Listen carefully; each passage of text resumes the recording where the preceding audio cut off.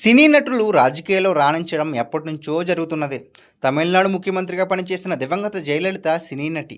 ఉమ్మడి ఆంధ్రప్రదేశ్ ముఖ్యమంత్రిగా పనిచేసిన స్వర్గీయ ఎన్టీఆర్ కూడా సినీ నటుడే. చెప్పుకుంటూ పోతే లిస్టు చాలా పెద్దది.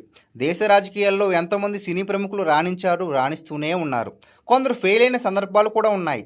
రాజకీయాల్లో ఉన్నత పదవులు దక్కించుకున్న వారు సినిమాల్లో కొనసాగిన దాఖలాలు కూడా ఉన్నాయి. పవర్ స్టార్ పవన్ కళ్యాణ్ ప్రస్తుతం ఏపీ డిప్యూటీ సీఎం. ఆయన సినిమాలో నటిస్తున్నారు.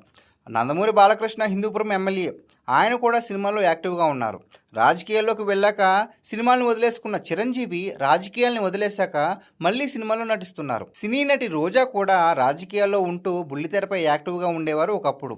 ప్రస్తుతం పెద్దగా ఆమె బుల్లితెరపై కనిపించడం లేదు. తాజాగా ఓ ఇంటర్వ్యూలో పవన్ కళ్యాణ్ డాన్సులు వేస్తే తప్పు కాదా, బాలకృష్ణ డాన్సులు వేస్తే తప్పు కాదా, నేను నా కుటుంబ పోషణ కోసం డాన్సులు చేస్తే తప్ప అంటూ అమాయకంగా ప్రశ్నించేశారు.